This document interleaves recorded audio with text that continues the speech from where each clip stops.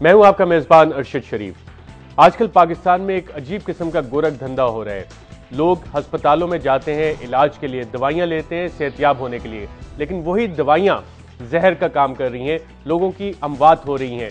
अभी तक हमारे पास जो इतलात आ रही हैं कि गुजरांवाला में सिर्फ 34 अफराद खांसी का शरब पीने से लुकमा अजल बन गए। इससे पहले भी ऐसे वाकयात पंजाब में होते रहे, पूरे पाकिस्तान में। जो वर्ल्ड हेल्थ ऑर्गेनाइजेशन है उसकी रिपोर्ट से ये पता लगता है कि पाकिस्तान में ये अरबों का कारोबार है जो फेक मेडिसिन का होता है, जाली अद्वियात का होता है और इंसानी जिंदगी दांव पे लगा दी जाती है। इसकी फिगर्स भी आपको बताएंगे। पाकिस्तान का वर्ल्ड रैंकिंग में 13वां नंबर आता है जहां पे जाली अद्वियात का कारोबार और धंधा चलता है। इसके पीछे कौन कौन से अनासिर कार फरमा है उस पर भी बात करेंगे, कोशिश करेंगे कि उनको आइडेंटिफाई भी करें, और हुकूमतें, प्रोविंशियल गवर्नमेंट इस पर क्या करती रही हैं वो भी आपको बताएंगे। इस मौजूद पे बात करने के लिए हमारे साथ लाहौर से मौजूद हैं शौकत बसरा साहब, पाकिस्तान पीपल्स पार्टी से इनका ताल्लुक है। Lieutenant general retired Abdul Qadir Baloch साहब पाकिस्तान मुस्लिम लीग नवाज से, कोयटा से हमें ज्वाइन कर रहे हैं। और सेनेटर अब्दुल हसीब खान एमकेएम से इनका ताल्लुक है, कराची से हमें ज्वाइन कर रहे हैं। और सेनेटर हसीब खान साहब के बारे में मैं आपको ये बताता चलूँ कि बहुत सारे medical colleges, dental institutes, cardiology institutes उनकी गवर्निंग बॉडी के अभी भी मेंबर हैं और पाकिस्तान फार्मास्यूटिकल एसोसिएशन के साबका प्रेसिडेंट भी रह चुके हैं।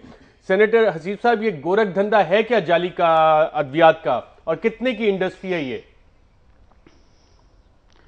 क्या बात देखिए, बहुत इम्पॉर्टेंट है। आप ज़िंदगी और मौत की बात कर रहे हैं, और ये कारोबार जो है ये कोई आज का नहीं है, ये पाकिस्तान बनने के बाद से ये शुरू हुआ।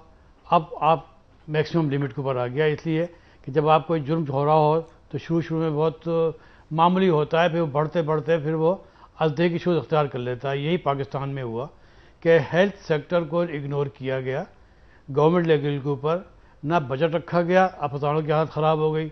दवाओं को बनाने के ऊपर कोई कंट्रोल नहीं रखा गया, कंट्रोल था तो वह ब्यूरोक्रेसी के हाथ में चला गया। उसमें फिर नंबर 2 दवाएँ जब मार्केट में आई उसमें फिर वो लोग इन्वॉल्व हो गए, एजेंसी इन्वॉल्व हो गई, ना FIA है, पुलिस वाले हैं, ये सब चीज़ें। तो ये एक, मैंने कहा ना, ये एक धंधा ऐसा अनकंट्रोल रहा अरशद भाई के आज हम यहाँ तक पहुँच गए। अच्छा सेनेटर साहब, आपने कहा कि ये जाली अद्वियात का धंधा जो है ये अजदहे की सूरत इख्तियार कर गया है। कितना मैग्नीट्यूड है, कितने अरबों का कारोबार है जो इंसानी जिंदगियों से पाकिस्तान में खेल रहा है? हर दूसरी दवाई जो ले जा रहे हैं, जो स्टैटिस्टिक्स मेरे पास आ रही हैं, वो जाली है। क्या इतना बड़ा हो गया ये अजदा? नहीं, देखिए बात ये इतनी है, मैं आपको एक बात बताऊं। देखें, हमें फैक्ट्स एंड फिगर से बात करनी चाहिए, क्योंकि हम अब इस वक्त जो मैंने कहा ना अजदा, मैंने सही लफ्ज़ इस्तेमाल किया था, अब हमारे पास कोई गुंजाइश नहीं है। देखिए अभी 18 अमेंडमेंट आए, पहले सूबों के पास हेल्थ जो थी वो कंट्रोल उसमें थी, लेकिन जब 18 अमेंडमेंट आई उसके बाद फिर ये तमाम सूबों को मुंतकिल हो गई। लेकिन मुंतकिल होने के बाद जब तक कोई सेंट्रलाइज फोर्स नहीं होती तो आप सूबों को कंट्रोल नहीं कर सकते, क्योंकि ये दवा है। एक दवा की प्राइस किसी एक सूबे में नहीं मुख्तलिफ हो सकती।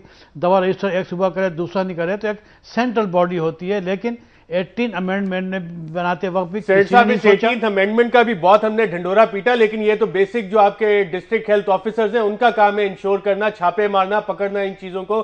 जो आपकी ड्रग रेगुलेटरी अथॉरिटीज के प्रोविंशियल सेटअप है उनका, इस पर मैं आता हूं। Let me get general Abdul Qadir Baloch साहब ऑन टू इट। जनरल साहब, ये क्या वजह है कि सबसे ज्यादा ऐसे केसेस पंजाब में ही हमें नजर आते हैं, और जब भी इस तरह की अमवात होती है उसके बाद रूटीन में एक इंक्वायरी ऑर्डर कर दी जाती है, उसके बाद उसका फॉलोअप में पता करें तो ये पता लगता है कि इंक्वायरी के बाद कुछ हुआ ही नहीं?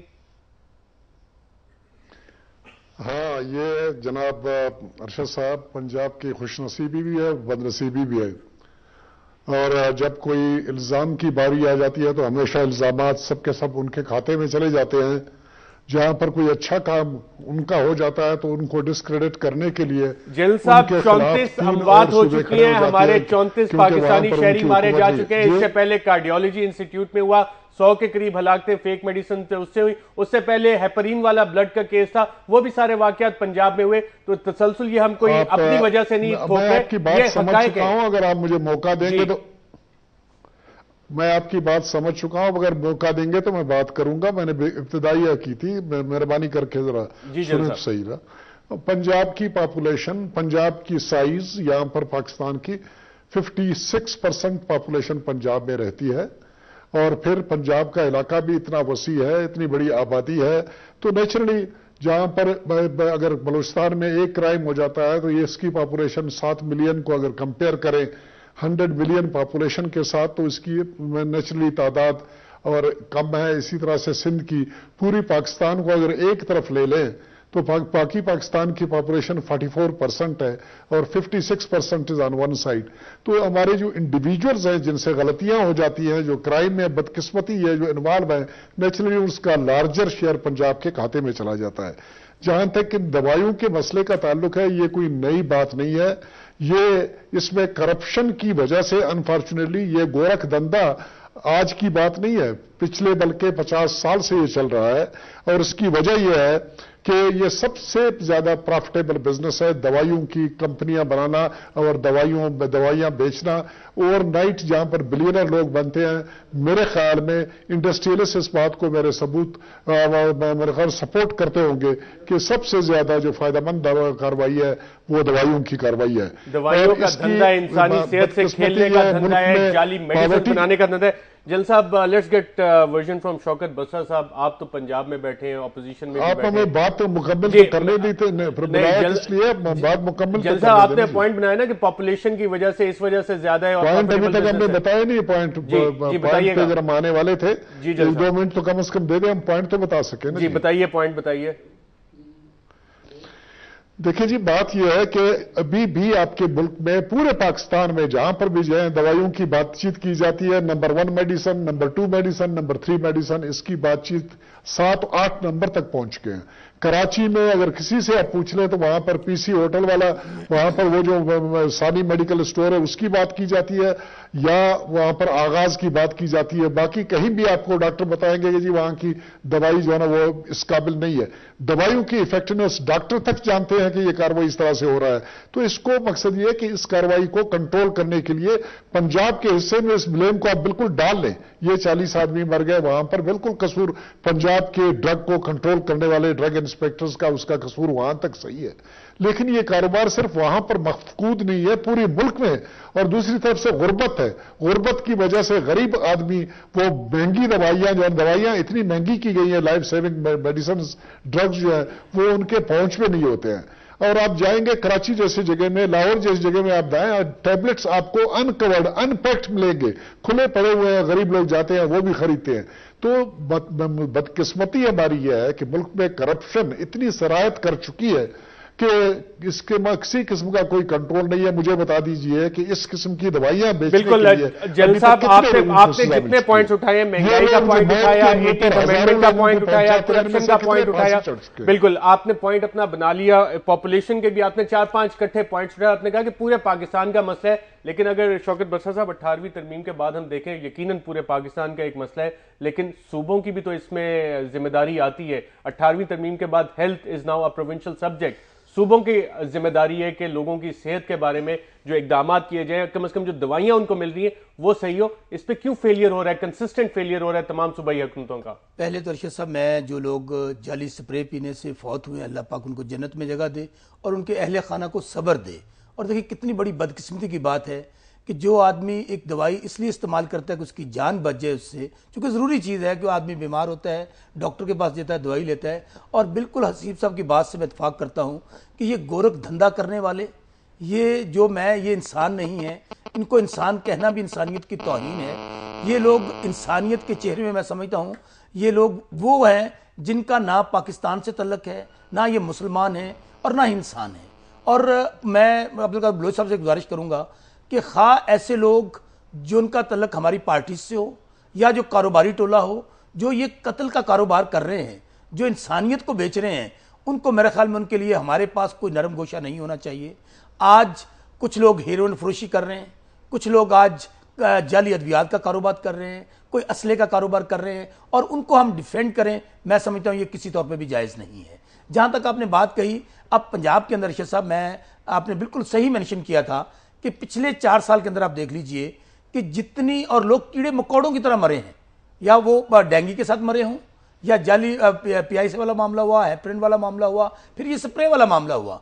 तो मेरे ख्याल में आंखें बंद करने से अब्दुल कादिर बलोच साहब हकायक नहीं छुपते।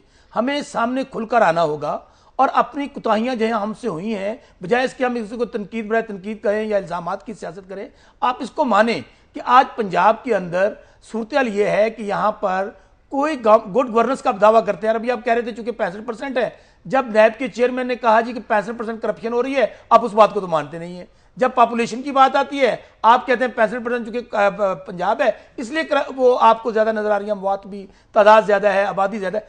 आज यहां पर मैं बताऊं कि पीआई जब वो डेंगू वाली मामला हुआ, फवाद था सेक्रेटरी हेल्थ, मैं पंजाब असेंबली का मेंबर हूं, 10 अरब रुपए की जाली स्प्रे कमीशन पे वहां पर खरीद ली गई। जब हमने तहरीक तो कार जमा करवाई, जब साबित हो गई, उसको सिर्फ चेंज करके क्या किया गया, उसको एक अच्छी ट्रांसपोर्ट की जगह पर उसको सेक्रेटरी हेल्थ लगा दिया गया, सेक्रेटरी लगा दिया गया, तक मियां साहब का मंजूर नजर था। इसी तरह आप पीआईसी में जब आप किसी के ऊपर सिर्फ आप करेंगे जब मौका आएगा इसको टांग दो, इसको सस्पेंड कर दो, जब आपके अपने लोग इसमें शामिल होंगे, बड़ी माजरत साहब बलोच साहब कहूंगा, मुश्तबा शजाउर रहमान साहब कौन है? आज सबसे बड़ा कारोबार पंजाब के अंदर अगर फार्मास्यूटिकल है तो मुश्तबा शजाउर रहमान साहब जी को वजीर है खुद यहां पे बैठे हुए। अब वजीर सेहत कौन है पंजाब के अंदर? कोई पता नहीं किसी को। वजीर सेहत भी वो हैं, वजीर आला भी वो हैं, कोई पूछने वाला नहीं है। अच्छा साहब मेरी बात सुनिए, कुछ लोग तो जाली अदलाइश मर रहे हैं ना, हमारे इलाकों में तो मेडिसिन ही नहीं है। यहां पर होना यह चाहिए कि जो जिम्मेदारान है जब तक उनका तयन ना किया गया, अगर हमने सिर्फ यही बात की कि हाँ जी ये हो गया है, ये इसकी जिम्मेदारी मरकज पे शिफ्ट कर दें, इसकी सूबे पे ले लें, भाई आप तो मुझे बताइए ये ड्रग इंस्पेक्टर किस लिए? ब्लेम शिफ्टिंग गेम से हमें आगे निकलना पड़ेगा। नाज़रीन यहां पे हम एक वक्फा लेते हैं और वक्फे के बाद जब वापस आएंगे तो इस गोरख धंधे में, जो अरबों का गोरख धंधा इंसानी जिंदगियों के साथ खेलता है, हर दूसरी दवाई जो आप खरीद रहे हैं उसका पे शक ये किया जा सकता है कि वो जाली है। इसके पीछे कौन लोग हैं बताने की कोशिश करेंगे एक वक्फे के बाद।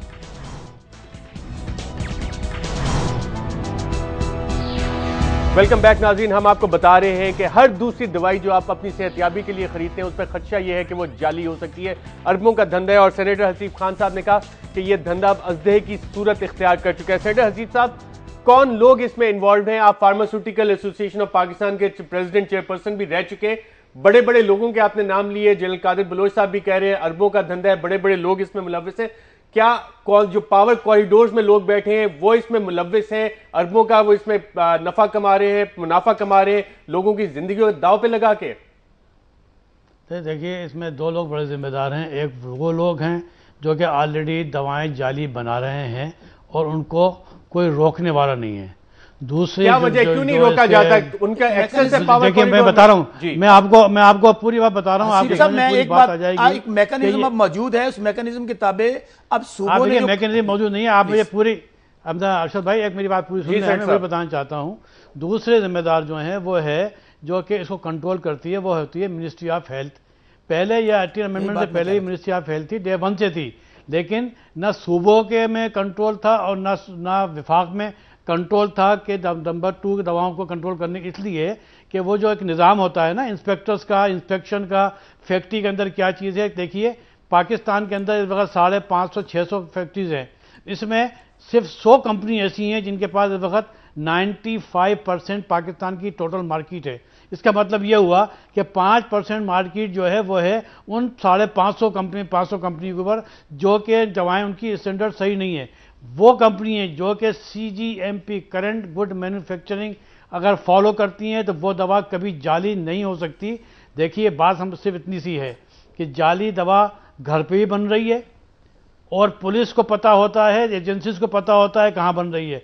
गलत दवाएं अगर बन रही हैं तो पूरी मिनिस्ट्री को पता होता है कि कौन सी फैक्ट्री के अंदर दवा गलत बन रही है और कौन सी फैक्ट्री जो है दवा सही बना रही है। तो सारा प्रॉब्लम ये नहीं होता, जब पता होता है तो इन पे एक्शन क्यों नहीं होता? वही मैं कह रहा हूं, मैंने कहा ना, मैं वही कह रहा हूं, ये पहले मिनिस्ट्री ऑफ हेल्थ के पास थी जो टोटली कंट्रोल्ड थी by the bureaucrats of Pakistan 64 साल में। अब अभी जो हुआ है रिसेंटली, ये जब ये अमेंडमेंट आई, जब सूबों के पास 18वीं अमेंडमेंट, उसके बाद जब ये सूबों को मुंतकिल हुआ तो फिर ये मैंने as a senator of MQM मैंने एक बिल मूव किया था कि जी इसके ऊपर एक अथॉरिटी होनी चाहिए। अल्हम्दुलिल्लाह वो अथॉरिटी जो है वो अभी अक्टूबर के 15 तारीख को उसका एक्ट मंजूर हो गया, लेकिन देखिए फिर ब्यूरोक्रेसी ने ये किया कि उसमें से उसने 18 पॉइंट वो निकाल दिए। वो बिल जो कि मेरी कमेटी ने अप्रूव किया था, सेनेट में अप्रूव किया था, उसमें 18 पॉइंट वो निकाल लिए जिसकी वजह से फिर ब्यूरोक्रेसी का कंट्रोल होता,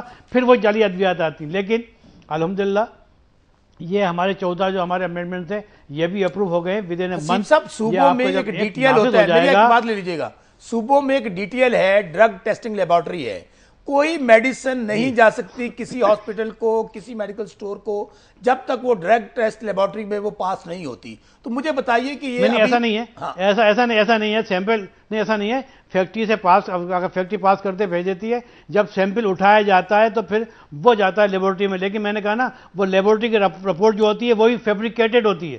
पूरा मुल्क का नाम हेल्थ का जो था वो फैब्रिकेटेड था। लेकिन अब जो है अब चेंज आ गया है। सेनेटर साहब, चेंज अभी भी नहीं आया। अगर चेंज आया होता ना तो ये बात ना हो रही होती। सेनेटर साहब माफ कीजिएगा, I would very respectfully I would beg to differ. अगर चेंज आया होता तो ये अमवात ना हो रही थी। शौकत बसर साहब, मैंने कहा अरशद साहब, मैं एक मिनट साहब, मैं आता हूँ दोबारा आता हूँ आपकी तरफ। शौकत बसर साहब, आइडेंटिफाई हो गए कॉजेज, आइडेंटिफाई हो गए, कौन लोग हैं जो इसमें इन्वॉल्व हैं? देखिए, गुजारिश ये है कि हसीब साहब ने बड़ी खूबसूरत बात की। देखिए, हमें किसी की, मैं बार बार ये कह रहा हूं कि हमें कॉज की तरफ जाना चाहिए। लोग, ये तो वो अरशद साहब वो लोग हैं जो सामने आ गए कि सिरप की वजह से मर रहे हैं, एक डिटरमिन हो गया, एक डिटेक्ट हो गया। अब हमारे इलाकों में तो वहां पे लोग मर रहे हैं तो ये भी नहीं पता चलता भाई ये कौन सी दवाई खाई है जिससे वो मरे हैं। क्योंकि यहां पर तो मेरी ऑब्जर्वेशन के अंदर 80% जाली अद्वियात का कारोबार हो रहा है, और हम देखते हैं कि दिन दिहाड़ी और रात इस तरह वो लोग अमीर हो रहे हैं। मुझे बताइए कि जब आपका सेक्रेटरी हेल्थ इन्वॉल्व होगा, जब आपका ड्रग इंस्पेक्टर इन्वॉल्व होगा, आपकी ड्रग टेस्ट लेबोरेटरी इसमें इन्वॉल्व होगी, खा वो किसी भी सूबे में हो, सब पाकिस्तानी हैं, जहां के भी जिम्मेदारान हैं। पंजाब के अंदर इतनी बड़ी अमवात हुई सिरप के साथ, उनको कैफरे किरदार तक पहुंचाया गया।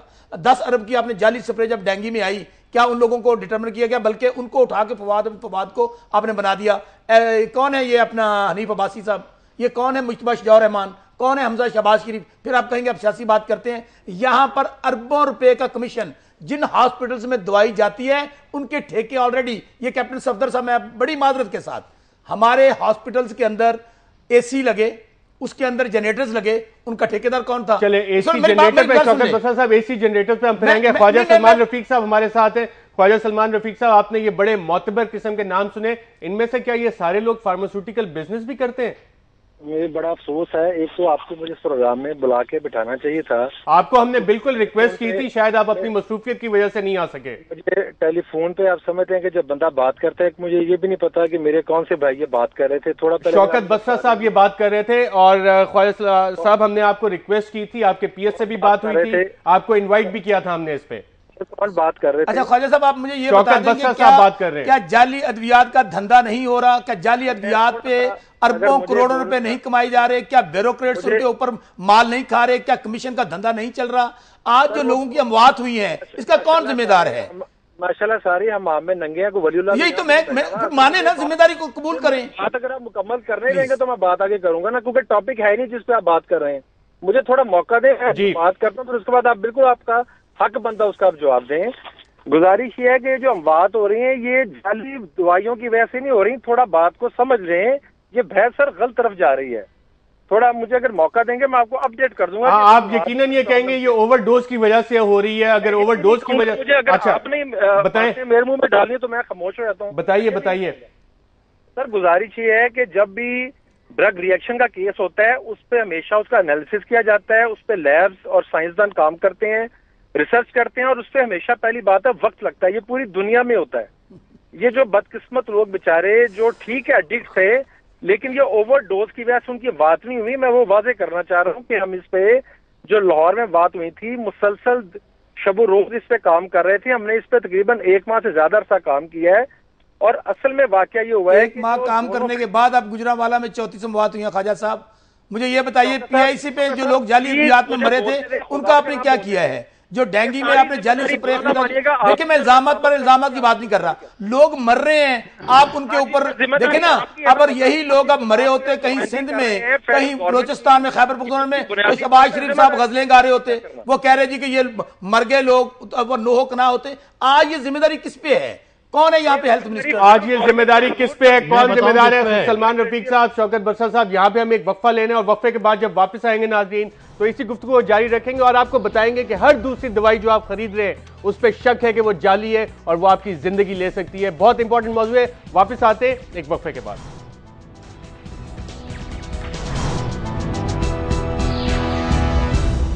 वेलकम बैक नाज़रीन। पाकिस्तान में सालाना तकरीबन 250 अरब रुपए की अद्वियात दवाइयां बेची जाती हैं, फार्मास्यूटिकल इंडस्ट्री बनाती है और सेनेटर हसीब खान साहब ने हमें बताया था सिर्फ 500 कंपनीज हैं। उन 500 में भी सिर्फ 100 कंपनीज ऐसी हैं जो कि शायद कवायद और जवाबित उनको फॉलो करती हैं।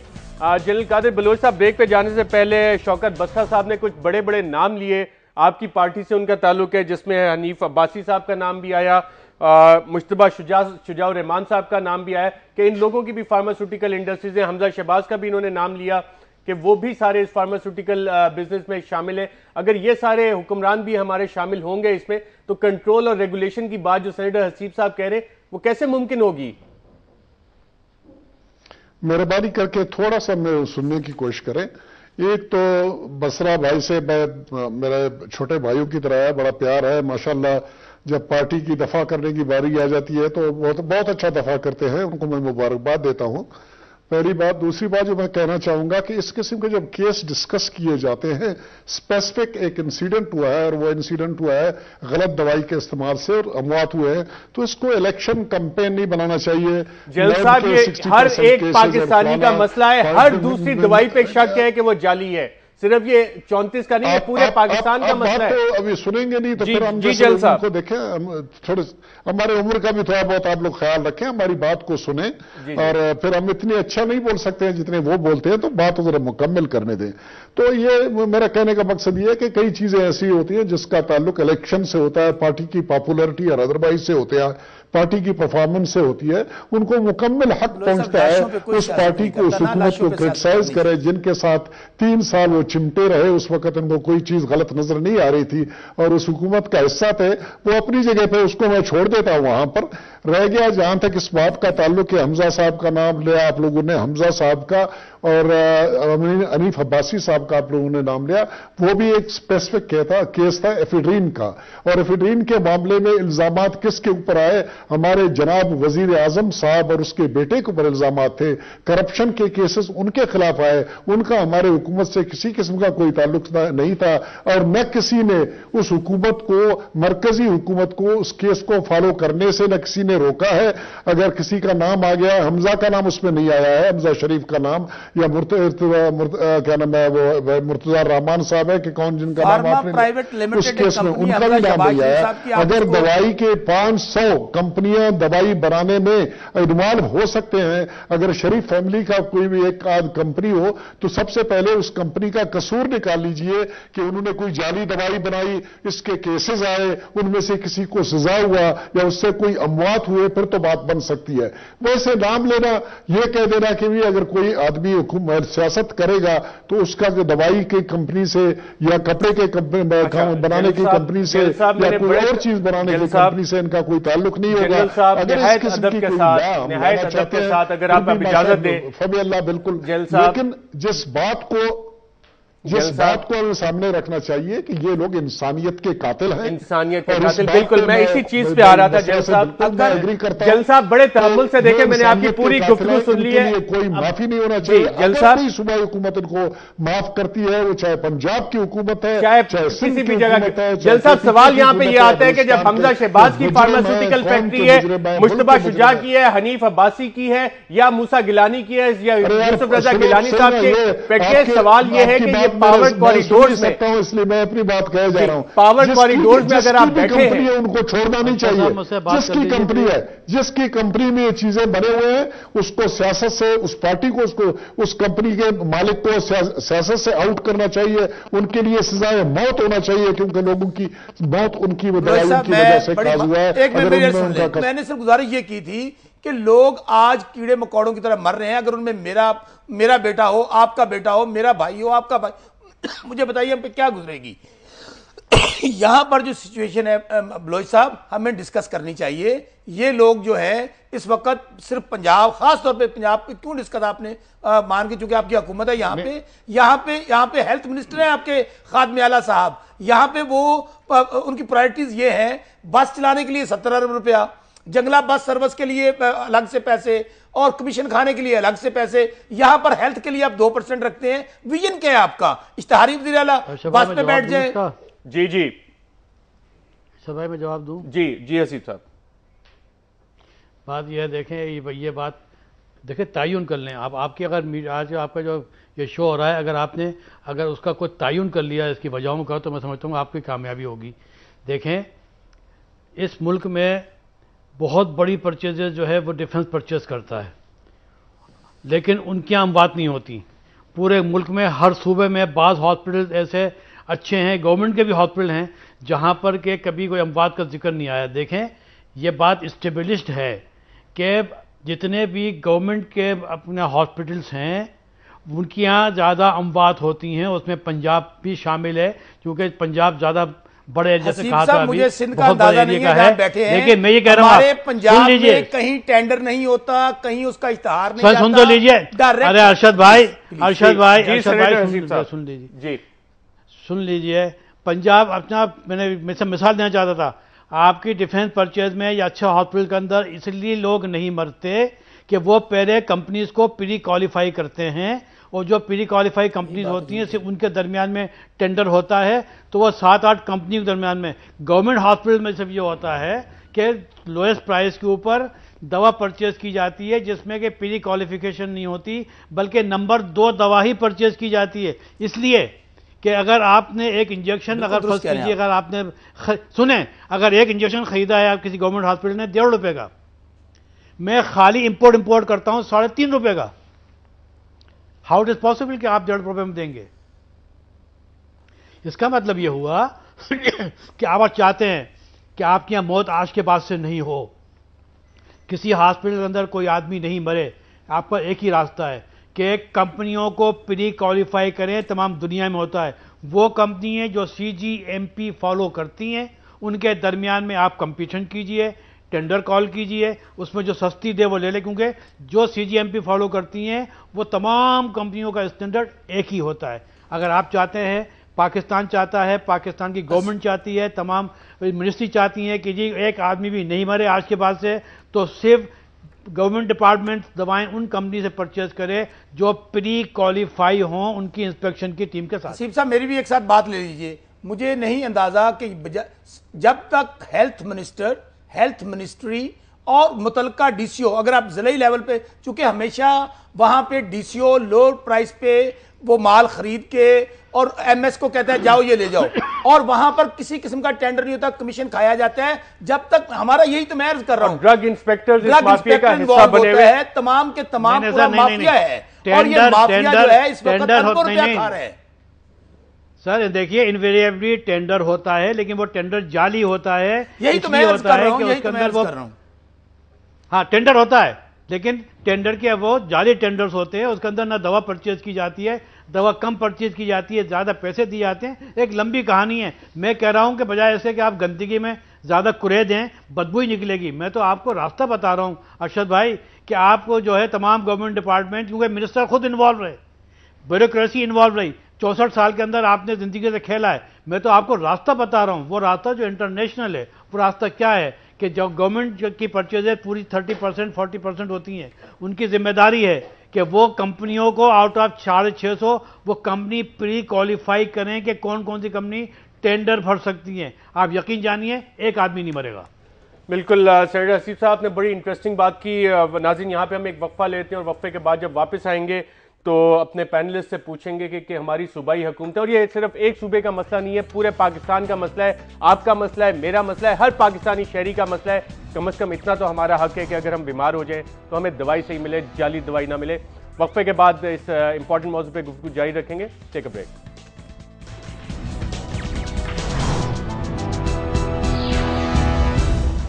वेलकम बैक नाज़रीन। हम बात कर रहे हैं उस गोरख धंधे की जो मेरी और आपकी ज़िंदगी के साथ खेलता है, जाली अद्वियात का धंधा जो अरबों का है, अज़दे की शक्ल इख्तियार कर गया है। ख्वाजा सलमान रफीक साहब, ये पूरे सिर्फ एक सूबे का नहीं, पूरे पाकिस्तान का मसला है।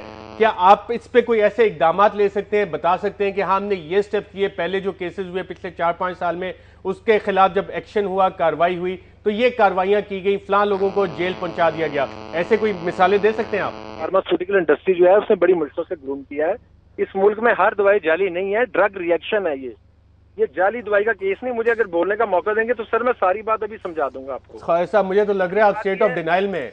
वर्ल्ड हेल्थ ऑर्गेनाइजेशन यहाँ बैठी झूठ बोल रही है, यूनाइटेड नेशन झूठ बोल रहे हैं, आप एक्सेप्ट तो करेंगे हाँ ये पूरे पाकिस्तान का मसला है। ख्वाजा साहब मुझे एक और बताइए, क्या हुकूमती सरपरस्ती और हुकूमत के बगैर जाली अद्वियात या कोई भी कारोबार इस किस्म का हो सकता है? ये बता दें मुझे। जैसे PIC का वाकया था तो उस वाकये में अभी भी जो मुल्जमान है वो इश्तिहारी हो चुके हैं और अदालत में वो केस चल रहा है। हमने हुकूमत पंजाब ने वो चलान मुकम्मल कर दिया हुआ है और जिनको हमने गिल्टी डिक्लेयर करना था वो हम लिख पढ़ के कर चुके हैं। अब वो केस अदालत में है।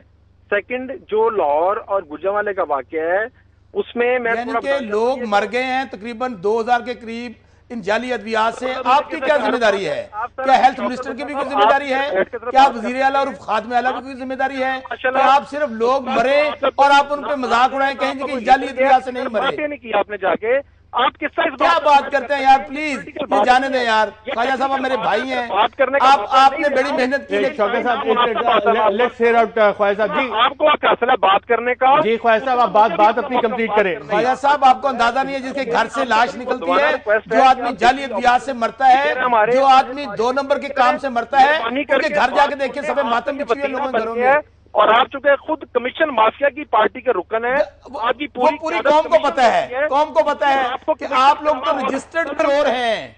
पाकिस्तान के अंदर अगर किसी के खिलाफ वर्डिक्ट आया है सुप्रीम कोर्ट का तो आपके खिलाफ आया है। साहब एक minute, let's hold it Khawaja साहब, हम लोग इशू पे बात कर रहे हैं, आप अपनी बात मुकम्मल कीजिए। कमीशन नहीं खाते शौकत बसर साहब, that's totally out of the question. तक कमीशन नहीं पहुंचता। मैं प्रोड्यूसर साहब से कहता हूं शौकत बसर साहब और ख्वाजा साहब की लाइन पे मैं ड्रॉप करने लगा हूं। गवर्नमेंट के जी ख्वाजा साहब, let's come back to the topic. Khawaja साहब जी। सर मेरी सब गुजारिश ये है कि बेसिकली ये एक खाम माल जो एक्टिव मटेरियल का इंपोर्ट हुआ है इंडिया से, महाशटर की कंपनी है, उस कंपनी का नाम है कोंडोशर। सबसे पहले उस कंपनी की जिम्मेदारी है कि वो वारंटी दे और जो खाम माल पाकिस्तान भेजे या किसी भी दुनिया के मुल्क में भेजे वो ठीक हो। उसके बाद वो माल फैक्ट्रियों में आया और फैक्ट्रियों के बाद वो माल सिरप बन के आगे लोगों में गया और उसका ड्रग रिएक्शन आया है। और हमने ये चीज मुसलसल 1 माह की मेहनत के बाद इसको इन्वेस्टिगेट किया है। हालांकि ये जिम्मेदारी वफाकी हुकूमत की थी, क्योंकि जब फैक्ट्री में माल आता है तो फैक्ट्री DRA के बाद उसकी लाइसेंसिंग और उसकी एवेल्यूएशन जो है उसकी क्वालिटी कंट्रोल की वो टोटल जिम्मेदारी वफाकी हुकूमत की है। इस वक्त सूरत हाल ये है कि हुकूमत पंजाब और DRA वफाकी हुकूमत की जो एजेंसी है, हम मिलकर इस पे काम कर रहे हैं। WHO को हमने इसमें साथ डाला है। बेसिकली ये जाली दवाई का केस नहीं, ये ड्रग रिएक्शन का केस है। और हमने PPMA को, जो फार्मास्यूटिकल इंडस्ट्री की एसोसिएशन है, उनको बुला के मुतला कर दिया है कि जितनी भी प्रोडक्ट इस किस्म की मार्केट में है उसकी रिट्रीवल का हम मरते जाए, आप इंक्वायरियां करते जाए। अच्छा ये बताएं, आपने कोई फैक्ट्री सील की है इस हवाले से? फैक्ट्रियां जब इनकी अपनी होंगी तो सील क्या करेंगे? खुद कमीशन माफिया बैठा हुआ है पूरी पंजाब हुकूमत के अंदर, जहाँ पे जंगला बस सर्विस के अंदर कमीशन खा रहे हैं, जाली अद्वियात के अंदर कमीशन खा रहे हैं। मुझे बताइए, आपने अभी एक पूरी दुनिया में कमीशन माफिया के तौर पे मशहूर, क्या बात करते हैं आप ख्वाजा साहब? जरदारी आप मुझे बताइए, कोई अस्पताल ऐसा है, कोई मिनिस्ट्री आपकी हेल्थ मिनिस्ट्री ऐसी है कि कमीशन खाए बगैर आप अद्वियात खरीदते हो? मुझे मैं चैलेंज देता हूँ आपके साथ तो यकीन करें। बसर साहब एक मिनट मुमकिन नहीं है। हर्षद साहब, we can't go into this shifting of the blame. Senator Haseeb Khan साहब, क्या किया जा सकता है बहैसियत एक कौम? हमें क्या स्टेप्स लेने, इररिस्पेक्टिव ऑफ कि ये हमारी हुकूमत है उनकी हुकूमत है, पॉलिटिकल डिवाइड से आगे बढ़ के बहैसियत एक कौम हमें क्या स्टेप्स इस पे लेने हैं? देखिए मैंने आपको अभी अर्ज किया था, अब आपका जो है तमाम मसाइल का हल जो है वो निकल आया। अगर अभी भी ब्यूरोक्रेसी जो है वो अपना किरदार जो उसने अदा किया है 64 साल, बड़ा भयानक किरदार अदा किया है सेहत के हवाले से। अब क्योंकि DRA बन गई है, मैं DRA का खालिक हूँ, मैंने बड़ी मेहनत करके इसको बनवाया है। 15 अक्टूबर को वो नाफिज हुआ है, लेकिन फिर देखिए मैं ये बात ऑन एयर कह रहा हूँ कि फिर जब वो 15 अक्टूबर 2012 को जब वो एक्ट बनने के लिए आया तो उसमें से वो 14 नुकात फिर निकाल दिए ब्यूरोक्रेसी ने, जो कि उसकी रूट है जिससे कि करप्शन रुक सकती थी। तो फिर मैं सेनेटर, मैंने उसको ऑब्जेक्शन किया था, वो 14 अमेंडमेंट भी मान लिए गए हैं, इन प्रोसेस में हैं। मैं समझता हूँ ये DRA जो है, ये अब इंडिपेंडेंट ऑटोनोमस बॉडी है, इसमें चोरों की गुंजाइश नहीं है। ये प्योरली जहाँ इनकी पॉलिसी बोर्ड, इनका ड्रग रजिस्ट्रेशन बोर्ड, इनके तमाम बोर्ड जो है वो बाकायदा स्पेशलिस्ट टेक्निकल लोगों के बुनियाद के ऊपर हैं। उसमें ब्यूरोक्रेसी का रोल जो है वो लेस देन 50% है। मैं समझता हूं अगर इस DRA को आफ्टर दी अमेंडमेंट 14 अमेंडमेंट जो मैंने दी हैं उसके बाद अगर इसको ट्रू स्पिरिट रहे, यकीन जानिए पूरे मुल्क में किसी अस्पताल में भी एक आदमी दवा के जाली होने से नहीं मरेगा। अच्छा सेनेटर साहब, रेगुलेटरी अथॉरिटीज़ का हमने माजी में भी इसी उम्मीद के साथ बनाई थी कि जनाब ये अवाम के जो हकूक है उनका तहफ़्फ़ुज़ करेंगे। आप ऑयल एंड गैस सेक्टर में देख लें, बाकी सेक्टर में रेगुलेटरी अथॉरिटीज़ का हाल देख लें, वो सारे भी at the end of the day जाके माफिया के साथ मिल जाते हैं। नहीं अशरफ भाई, वो रेगुलर अथॉरिटीज़ नहीं है, वो रेगुलेटरी एजेंसीज हैं लाइक FIA। आप देख लें कि जो आपका क्या है वो वापडा हो या कोई भी हो, स्टेट बैंक भी अथॉरिटी है। लेकिन मैं तो बात कर रहा हूँ DRA की, ड्रग रेगुलेटरी अथॉरिटी। इसके अंदर जो सिलेक्शन है ऑफ दी बोर्ड, उसके मेंबर वो सारे टेक्निकल क्वालिफाइड हैं। उसके अंदर कोई नंबर 2 नंबर 3 चचा मामा भांजा भतीजी की गुंजाइश नहीं है। वो PhD हैं, क्वालिफाइड लोग हैं, उनका बाकायदा मेंशन है। लिहाजा अगर ट्रांसपेरेंट बॉडी बनेगी तो यकीन जानिए अशरफ भाई, हम समझते हैं कि हमारा ये डे 1 है। हमने बहुत बदमाशी हेल्थ में खेली है, हमने एजुकेशन और हेल्थ हमने इग्नोर किया है हमेशा, और इसकी बुनियाद के ऊपर अब देखें हम HEC को भी आजकल हमला कर रहे हैं। शौकत बसरा साहब, ख्वाजा सलमान रफीक साहब, जनरल अब्दुल कादिर बलूच साहब और सेनेटर हसीब खान साहब, आप सबका प्रोग्राम में शिरकत का शुक्रिया। नाजरीन, इस वक्त हमारी ज़िंदगियों के साथ खेला जा रहा है। सेनेटर हसीब साहब कह रहे हैं कि एक आध महीने में ड्रग रेगुलेटरी अथॉरिटी बन जाएगी, उसके दांत भी निकल आएंगे। उम्मीद यही है कि शायद इसी तरह जिस तरह वो हमें उम्मीद दिला रहे हैं वो काम कर सके, लेकिन जब तक ये DRA नहीं बनती उस वक्त तक शायद ये अमवात का और जाली अद्वियात का धंधा इस मुल्क में जारी रहेगा, और ये अरबों का धंधा है जो हमारी ज़िंदगियों के साथ खेल रहा है। आज के प्रोग्राम में नाज़रीन इतना ही, इजाज़त दीजिएगा। अल्लाह हाफ़िज़।